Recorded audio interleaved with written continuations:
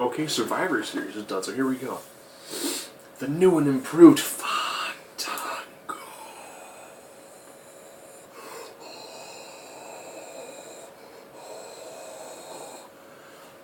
made his re-debut, and this time, it's not as flashy. It's black pants and a white poofy neck shirt predominantly buttoned down, with Rosa Mendes, muy caliente. And he took on Justin Gabriel, who really needs a nickname. I'm thinking he needs to be, I think his name needs to be like, deserves better Justin Gabriel. And Fandango won, pretty much using the exact same style he did before when he was in Mr. Flashy Pants. Swagger took on Cesaro, and Cesaro lost. With a nice, double stomp into the Patriot Lock, looked good, nice moves, worked well. So we begin with the Authority, Vince McMahon, and John Cena in the ring. Like every episode of Raw, for like the past month. Kind of a downer. Fatal 4-way tag team match. This is the Dusts, Los Matadors, the Mizes, and the Usos. Crowd white hot for Miz now. Whole match. Los Matadors primarily were the workhorses along with Stardust, which was good. It actually showed that you don't need to be just the Usos. Usos kind of just got their spots in. So Los Matadors did the majority of the ring work, which was interesting. Finish came from, of course, lots of the bizarre quick tags. Miz was trying to go for the pinfall victory. Mizdow tags himself in, hits a minor botch because he doesn't tag himself to get in the ring. He tags himself in and then kind of stops for a couple seconds. Gets in the ring. 1, 2, 3. Miz and Miz are your new tag team champs. Crowd going freaking crazy. I think they killed the crowd by doing the Divas Elimination Survivor Series match. I've gone to Shimmer events, which is like 7 hours of women's wrestling in one day. On a Saturday. And then you go in on a Sunday and you watch it all over again. It is 2 days of 7 hours of awesome women's wrestling in the Eagles Club in Berwyn, Illinois, and it's awesome. And it's great women's wrestling. You get to meet them, get autographs, get photos, and you get to know that there are women out there who work every bit as hard as any man who has ever laced up a pair of frickin' boots. You can watch Lucha Underground and watch the Luchadores wrestle. You can watch the Knockouts on TV. You can know that there are women out there that are so perfectly capable of putting on fantastic matches that could really get the crowd involved from a psychological standpoint, an emotional standpoint, a mental standpoint, and a physical standpoint, and at the same time be good looking while doing it. And then we have this absolute claptrap, which was the majority of the Divas division. And they've got some girls who know how to work a match. Paige and Natalya know how to work a match. Emma knows how to work a match. You watch us at the NXT and it's freaking flawless. You put them in this sort of match and it's just... And it's a moment where like, that was a good spot. But beyond that, oh god. It's like playing a computer game with lag. It was just kind of skippy, kind of just jumpy, just did not work at all. And they get a clean sweep. The heels just get annihilated. The final finish comes from watching Paige eat a rear view, and then Naomi has a secondary move, where it's kind of like a short, like head scissors takedown sort of move, where the opponent is on their knees, and that's a head scissors, like slamming the head down. Nice move. Looks super vicious. It looks like the old school Dean Ambrose 3Ds with a leg, like a head scissors takedown. Freaking gorgeous looking move. Nice, impactful 1, 2, 3. That team gets just squashed. Alright. Okay. Crowd's kind of meandered a little bit. Alright. Dean Ambrose, Bray Wyatt. Oh. Wow. They got a crappy build-up for this match, but man, these two guys whoop the crap out of each other. There's a clothesline in that match that, while it's not like a JBL or a Harper clothesline, it is a stiff, old school, like Falcon clothesline. Just so heavy sounding, and it just, you're like, oh God. You're like, oh. Like, you feel it in your chest. Just two young bucks just boom, just nailing each other. Just fantastic stuff to watch. And Bray gets on the mic. He's like, didn't that be like this, Dean? We could have run the place. Now, close your eyes for a second. Dean Ambrose super over. Bray Wyatt super over. New two-man power trip. Just running roughshod on everyone else in the E.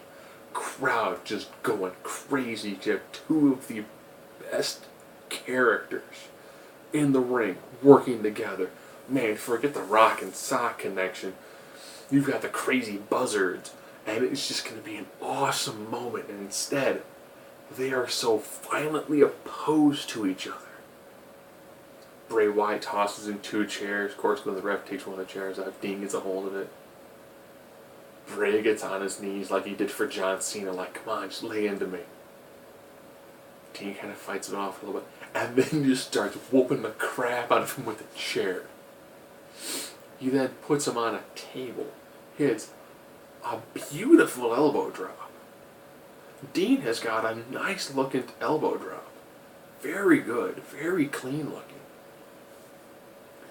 He then throws a table on top of Bray, starts chucking chairs into the ring, like the awesome match he had against Cesaro, which ended with like the superplex into the pile of chairs. Then brings in a Jeff Hardy-esque ladder into the ring, and people were like, dude, he's going to jump from the ladder onto the broken table with a table on top and a pile of chairs, and it's going to be awesome. And he just gets up on top and just kind of folds his arms, like he's posing for, like high school, like yearbook photos. Crowd's going nuts because it was great. Did the match kind of have a non-finish? Yeah, but you kind of realize this is the first of 3 matches. That's going to take us right into WrestleMania. And it's going to be vicious, and it's going to be brutal. Like JBL says, like they're fighting someone else's bodies, and it's going to be awesome. I think now that they've gotten they got the match work down, and people go, you know what, that's a good match. It worked well. Now you give it a little more mic time, let them just freaking run with it, and it's going to be epic. Slater Gator reformed to take on Adam Rose and the Bunny.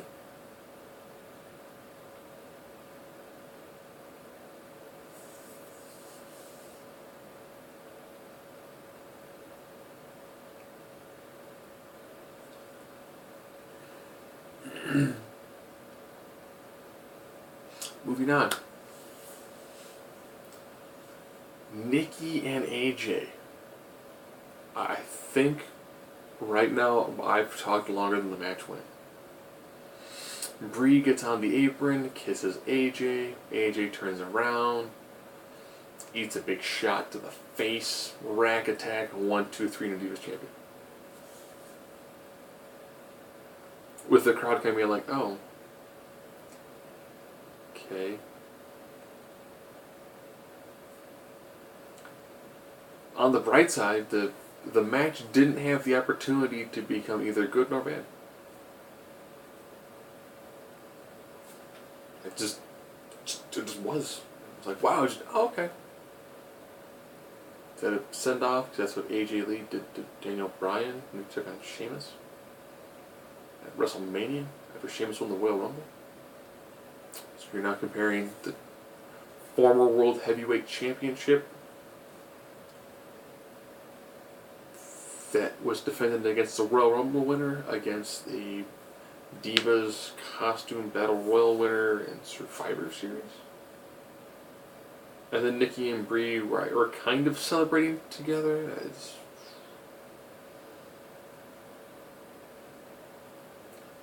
For the spots that it had, they were clean. There's no botches.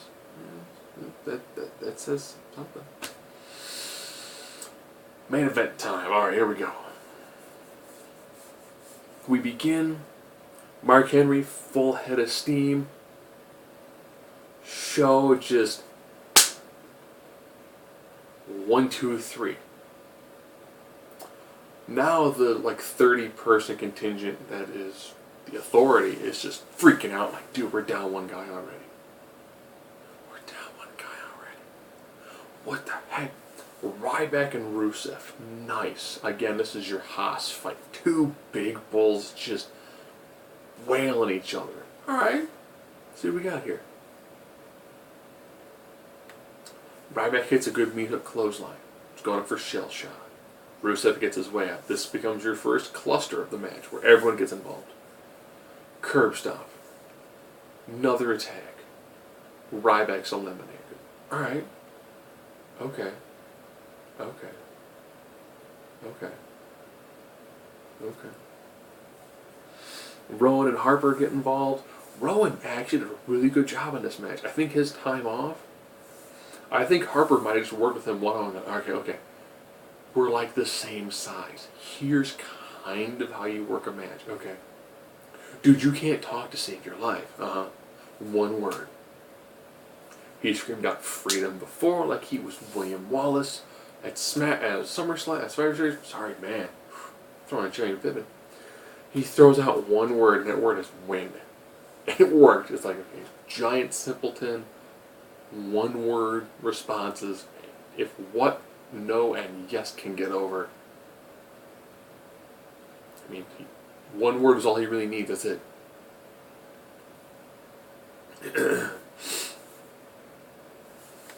He got eliminated. Rusev, of course, got eliminated by countout, which everyone knew was going to happen.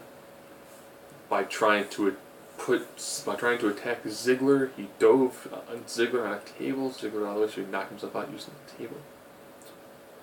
So Show defeated one guy. Ziggler kind of defeated somebody else. We are now down to 3-on-3.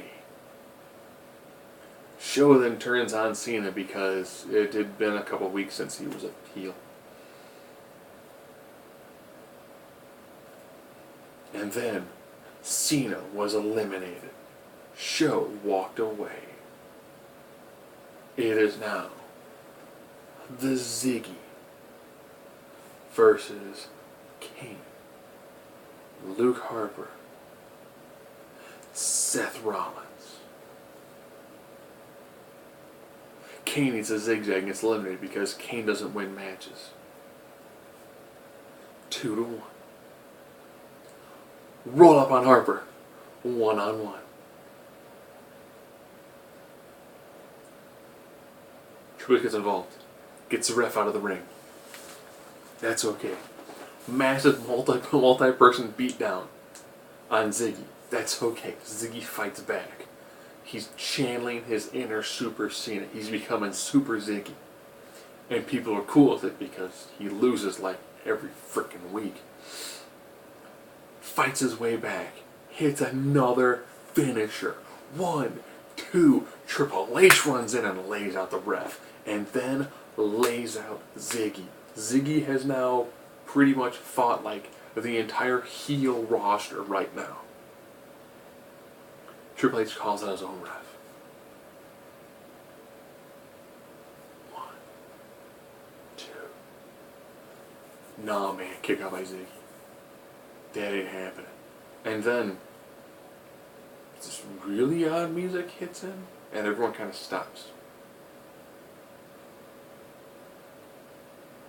I was hoping for maybe either the promo videos they did of Sting, for 2K15 with all the heavy violin, which is awesome music. It's some sort of weird kind of jumble thing with crows cawing the whole time. And then that's when he comes through the curtains, and for the first time in a WWE arena, Sting. Let that sink in for a minute. Sting makes his appearance in Survivor Series.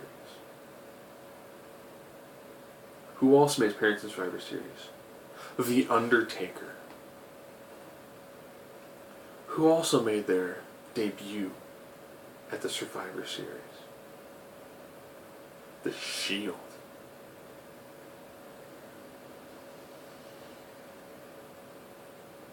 The Rock. Who did The Rock beat to become champion when he went to face John Cena? CM Punk.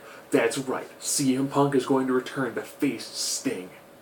His return is imminent. I had to throw that out because I read cage side seats, and there's always that comment of every random thing that happens can be attributed back to Punk. Sting attacks the dirty ref, gets into the ring, stares one-on-one with the Game. The Icon locking eyes with the Game. With the crowd chanting, "This is awesome." And this is probably the first time Sting has heard that many people chant, "This is awesome," since the end of WCW.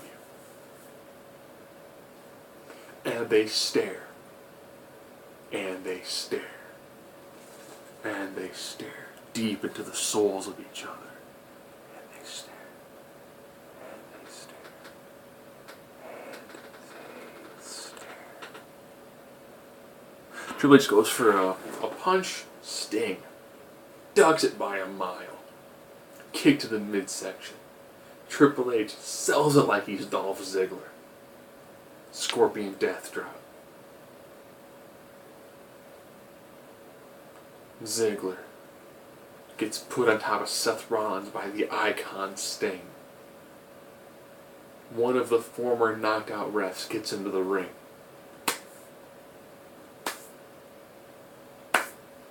The winner of the match and sole survivor, Dolph Ziggler, with probably one of the best pushes in a pay-per-view that we have seen since Daniel Bryan at WrestleMania.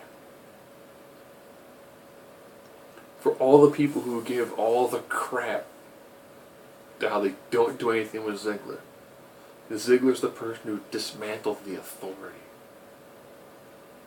At this point in time, I'll be honest, I almost think you try to see if you were, "Hey Dolph, yeah? You know, Brock Lesnar's pretty much going to be done like in March anyways, alright? You want to face him at WrestleMania? Huh?